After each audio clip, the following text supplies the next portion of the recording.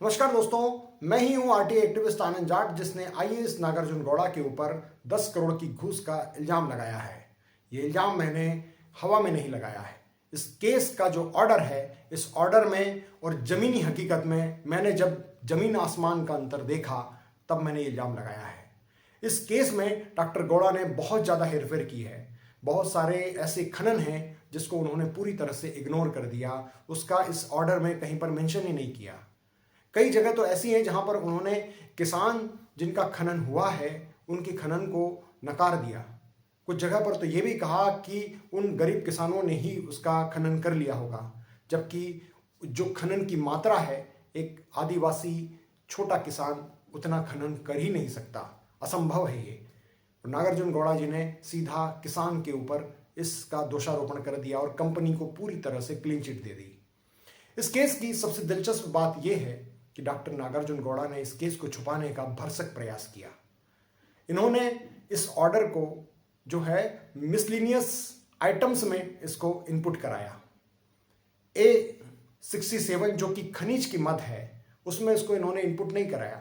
इन्होंने मिसलिनियस मद जो है B121 उसमें इसको इनपुट कराया। मिसलिनियस मदों में बहुत सारे केसेस होते हैं, तो क्या होता है कि वो प्रकाश में नहीं आती ये बात। यदि वो ड्राइवर और इनके गनमैन मेरे सामने इस केस के बारे में डिस्कस नहीं करते तो शायद इस मामले का कभी पता भी नहीं चलता। इस केस की एक दिलचस्प बात और है कि इस केस में 3 किसान और हैं जिनकी हरदा प्रशासन ने कोई सुनवाई नहीं की, उनके ऊपर किसी भी तरह का कोई संज्ञान नहीं लिया। तो वे किसान एनजीटी की ओर गए। वे किसान थोड़े पढ़े लिखे थे, धनाढ्य थे, तो एनजीटी तक जा पाए और एनजीटी ने इस मामले में पात कंपनी को दोषी पाया और बहुत ज़्यादा खनन की वजह से एनजीटी ने पात कंपनी पर 3.5 करोड़ का फाइन लगाया। अब वो मामला सुप्रीम कोर्ट में चल रहा है। मतलब एनजीटी ने जिस मामले में, जिस खनन में इस कंपनी को दोषी पाया और डॉक्टर गौड़ा ने अपने ऑर्डर में पूरी तरह से इस कंपनी को क्लीन चिट दे दी।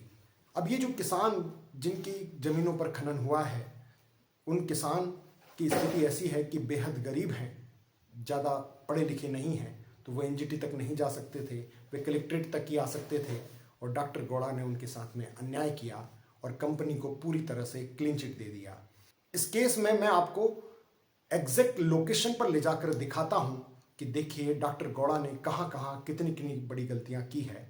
बहुत सारे ऐसे खनन हैं जिसको पूरी तरह से इग्नोर कर दिया। उद्देश्य सिर्फ एक था कि किसी भी तरह से इस कंपनी को क्लीन चिट देना है, फाइन नहीं लगने देना है। यहाँ पर आप देख सकते हैं कि एक ग्रामीण कच्चा रास्ता जा रहा है। इसके जस्ट साइड से ही खनन हुआ है, लेकिन डॉक्टर गौड़ा ने इसको अपने ऑर्डर में कहीं पर मेंशन नहीं किया है। मध्य प्रदेश गौण खनिज नियम 1996 में रूल है कि कच्चे रास्ते के जस्ट साइड से 10 मीटर की दूरी तक कोई खनन नहीं हो सकता, लेकिन कंपनी को क्लीन चिट देने के लिए डॉक्टर गौड़ा ने इसको मेंशन नहीं किया। इसी खनिज अधिनियम में एक बात और लिखी है कि जल स्रोत के आसपास 100 मीटर तक कोई खनन नहीं हो सकता, लेकिन आप देखिए कि पात कंपनी ने जस्ट नदी के साइड से ही खनन किया है, लेकिन उसको भी डॉक्टर गौड़ा ने अपने ऑर्डर में मेंशन नहीं किया।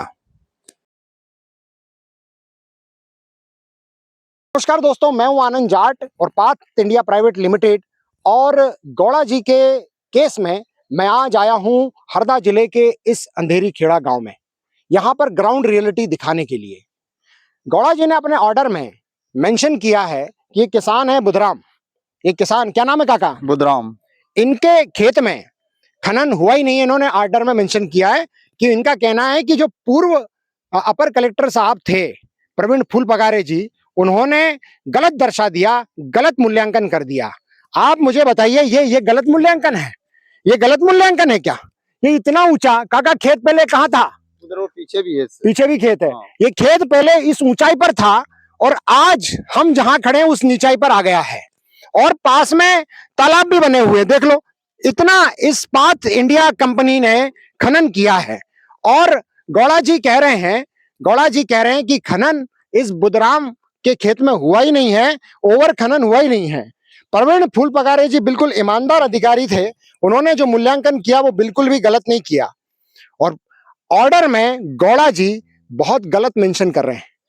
मैं गौड़ा जी से कहूंगा कि आपने इस किसान को बिल्कुल नकार ही दिया, इनके खनन को नकार दिया, पर आप ग्राउंड की रियलिटी को नहीं नकार सकते गौड़ा जी। आप पेपर में हेरफेर कर सकते हैं, लेकिन वास्तविकता में हेरफेर नहीं कर सकते। गौड़ा जी आप पकड़े गए। गौड़ा जी आपने वाकई में अपनी प्रियतम पाथ इंडिया कंपनी को फायदा पहुंचाया। आपने कुछ पूंजी के लिए बड़े पूंजीपतियों को फायदा पहुंचाया, लेकिन आज इस किसान को जो नुकसान हुआ है, क्या गौड़ा जी आप इसकी भरपाई कर सकते हैं? काका ये बताओ, ये कितना खेत है आपका? 4 एकड़। ये किस कंपनी ने खनन किया है? पात कंपनी। पाथ कंपनी ने। जी। ये तो बोल रहे हैं कि आपने खनन किया है। नहीं, आपने खनन करा, उनको लाओ यहाँ मौके में, है ना? मौके में लाओ, आमने सामने कराओ, और गांव वाले भी बताएंगे किसने। भाई ये मट्टी हम कहाँ ले जाते हैं? हाँ, आप क्या करेंगे हैं? मिट्टी का? और ये फुल लाइन में डाले और इंदौर ये के। इतना खनन क्या आप कर सकते हो? नहीं नहीं, इतना नहीं, हम तो अब हमारे पास तो कोई साधन नहीं, हम करते भी क्या मट्टी को।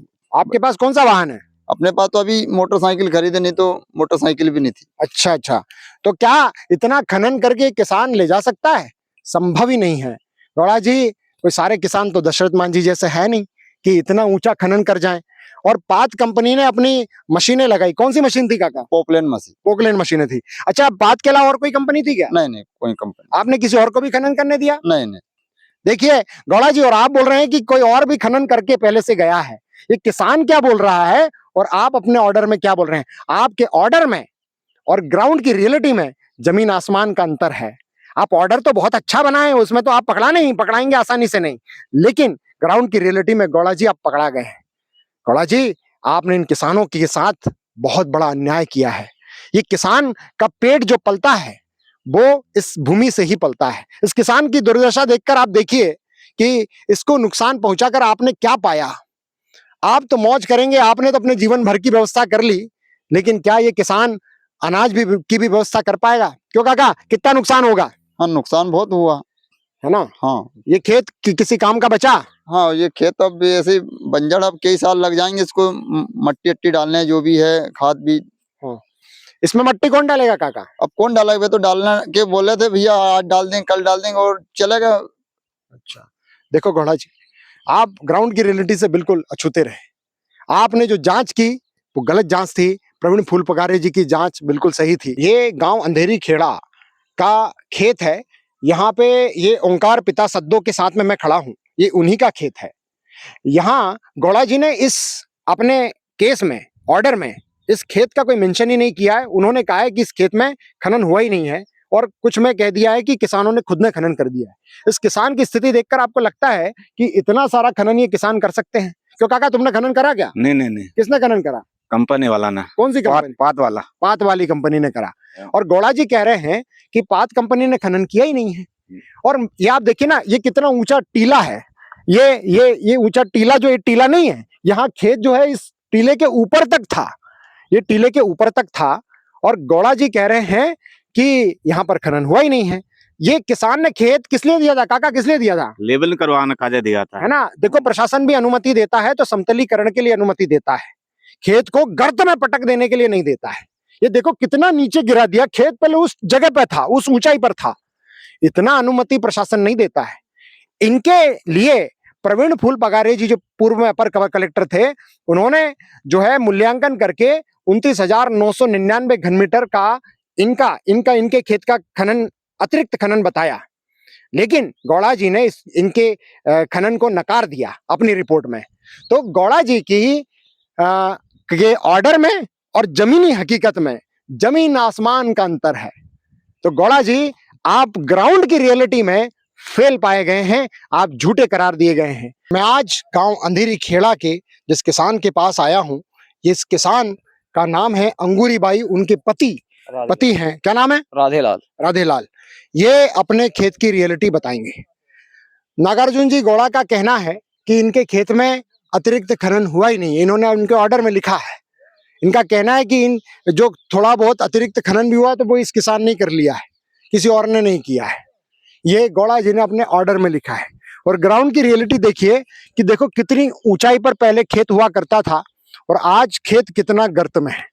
आज इस किसान को अपने खेत में इनके पानी भर जाता है, पास में छोटी सी नदी है, उसका पानी भर जाता है।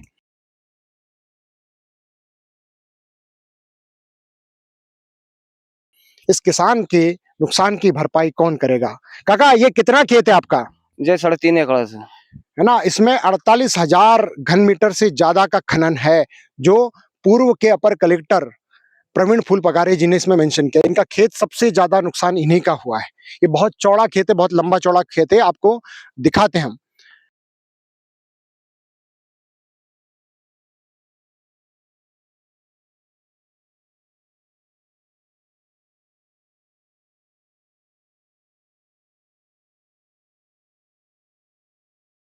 प्रवीण फूल पगारे जी ने जो मूल्यांकन किया वो गलत नहीं किया, लेकिन नागार्जुन जी गौड़ा ने अपने केस में इनकी कोई बात को मेंशन ही नहीं किया। इनका कहना है कि इस किसान ने खुद ने ही खनन कर लिया। क्यों काका, क्यों इतना खनन तुम कर सकते हो? नहीं सर, हम कहाँ से कर, हम तो खनन को किसने खनन करा?